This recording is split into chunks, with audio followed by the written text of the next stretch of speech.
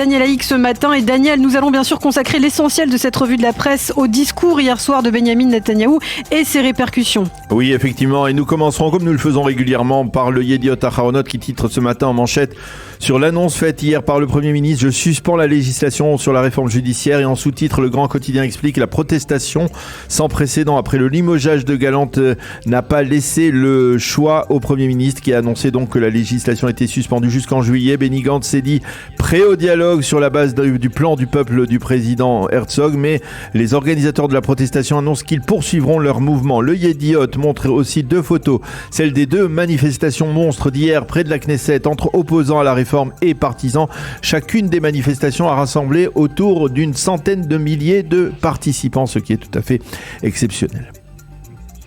Et au milieu de cette une consacrée donc aux événements, une immense photo d'un Israélien portant un drapeau bleu et blanc. Oui, une photo prise dans la nuit mémorable de dimanche à lundi, boulevard Kaplan à Tel Aviv, et qui illustre le témoignage de Nadav Eyal qui a été sur place. Il y avait des jeunes de Natania et de Beersheva. C'était la manifestation la plus importante de notre vie car elle était spontanée. La dernière fois qu'une telle foule est descendue dans la rue, écrit Nadav Eyal, c'était au moment de la création de l'État pour célébrer l'indépendance. Nous avons la chance d'assister à cette protestation non violente, massive et si pleine d'inspiration. La démocratie israélienne risque peut-être de mourir, écrit-il, mais ce ne sera pas cette semaine. Et pour compléter cette une du Yediot Aharonot particulièrement chargée, des extraits de plusieurs éditoriaux sur lesquels nous allons revenir dans quelques instants. Oui, la manchette du Israël Hayom, elle est plus consensuelle. Oui, elle montre deux immenses photos des deux grandes manifestations d'hier à Jérusalem pour ou contre la réforme, et le quotidien titre: il faut transformer cette crise en opportunité. Le journal cite des manifestants de droite qui sont descendus hier pour la première fois dans la rue et qui s'insurgent.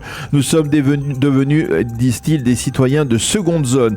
Mais dans cette une du Israël Hayom, une absence éloquente, surtout pour un journal qui il y a encore un an était qualifié de journal de Bibi. Pas un seul mot dans cette une sur Benyamin Netanyahou et sur sa décision capitale pourtant de suspendre la réforme.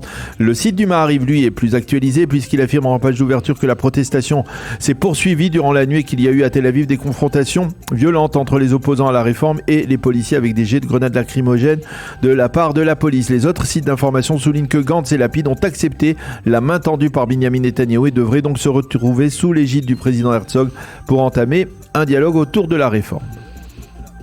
Et on s'intéresse bien sûr à ce qu'écrivent les très nombreux éditorialistes au lendemain de ces journées historiques. Oui, nous commencerons par ceux du Yediot Aharonot. Nahum Barnea a écrit: on doit reconnaître que Netanyahou a le talent nécessaire pour transformer à l'aide de mots une défaite en un match nul honorable, mais il vit dans un univers parallèle dans lequel, face à l'embrasement de la société, il propose un changement de procédure, celui qui, il y a 2 mois, réclamait exactement ce que Netanyahou a offert hier, la suspension de la réforme.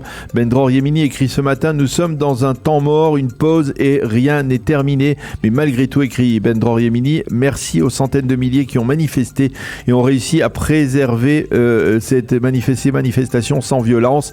Merci en particulier aux manifestants de la droite qui sont venus hier aussi manifester, cette droite qui a des revendications justes en faveur d'une réforme, mais qui a compris que celle-ci devait être votée dans le consensus. Pour Sheli Yechimovic, Netanyahou a dit hier le minimum du minimum, mais elle le remercie d'avoir ouvert les yeux du camp de la gauche pour lui avoir rappelé qu'il possédait un ethos commun, celui de la démocratie. Quant à Moti Almoz, ancien porte-parole de Tzahal, il a écrit à Netanyahou: avec beaucoup de talent, vous avez réussi à jeter une réforme juste à la poubelle et ensuite vous avez commis l'impardonnable, limogé le ministre de la Défense. Ce faisant, vous avez perdu toute crédibilité. Désormais, la seule décision juste que vous devez prendre, écrit donc Moti Almoz, eh bien c'est de démissionner. Chen Artisro se classe parmi les Israéliens divisés, ceux qui s'opposent à la réforme et qui comprennent la frustration que peuvent ressentir les Israéliens qui la soutiennent, ceux qui ne plaisantent pas lorsqu'ils parlent de risque de guerre civile, car les autres sont vraiment mes frères, écrit-elle. Arieh Erlich, lui, considère que Netanyahou a pris la décision qu'un leader devrait prendre. Ce n'est ni l'expression d'une faiblesse,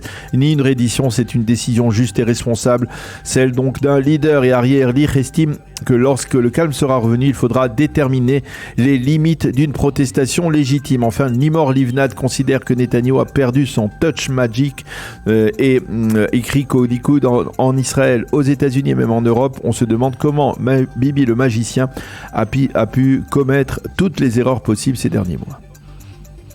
Et puis en une du Israël Hayom, on peut lire les titres de pas moins de 10 éditoriaux qui commentent ces événements historiques. Et on va les résumer très rapidement. Ethan Orkibi constate que l'expérience d'un gouvernement à droite toute a échoué. Yoav Limor estime que ce que Netanyahou a offert hier est un compromis douloureux mais pour lui nécessaire. Amir Ettinger parle de, comme Arieh Erlich dans le Yediot Ahronoth, des limites de l'utilisation de la force et du pouvoir. Pour Nadav Haetzny, l'heure est à un examen de conscience profond et national. Sonia Gorodetsky, elle considère que c'est la Histadrut, la centrale syndicale israélienne, qui en paralysant hier le marché israélien conduit Netanyahou à céder. Shirit Avitan Cohen parle de l'erreur d'orientation de Netanyahou. Amnon Lord, lui, se pose une question qui interpelle de nombreux Israéliens ces dernières semaines. Et si Avishai Ben Chaim, le père de la doctrine des deux Israël, avait finalement raison? Ariel Kahana affirme que désormais c'est aux réfractaires des services de réserve de Tsahal de réparer les dégâts qu'ils ont causés ces dernières semaines. Nechama Dweck, elle rend hommage aux jeunes qui ont porté la révolte contre la réforme. Et Nadav Shragai constate qu'une fois de plus, c'est la droite qui a préservé l'État d'Israël d'une catastrophe et d'une guerre civile. Et puis enfin, très brièvement, dans le Haaretz, plusieurs éditoriaux à souligner. Oui, ce sont souvent des éditoriaux très radicaux qui raillent Netanyahou, la droite israélienne, comme celui de Yossi Werther qui écrit que Netanyahou a certes cédé sous la pression de la protestation, mais qu'il ne s'est pas débarrassé de son habitude d'inciter et de diviser. Écrit Werther dans un journal qui, il faut le souligner, depuis 3 mois ne cesse d'inciter à la haine contre Netanyahou et contre la droite israélienne. Ou encore l'éditorial de B. Michael qui parle du cirque que nous a offert ce gouvernement à droite toute. L'éditorialiste central du Haaretz estime que la protestation ne doit pas s'arrêter. Il faut continuer la pression sur Netanyahou qui veut préserver son pouvoir. Et enfin, pour Johanna Goren, Netanyahou est vendu à ses propres mensonges. Fin de citation.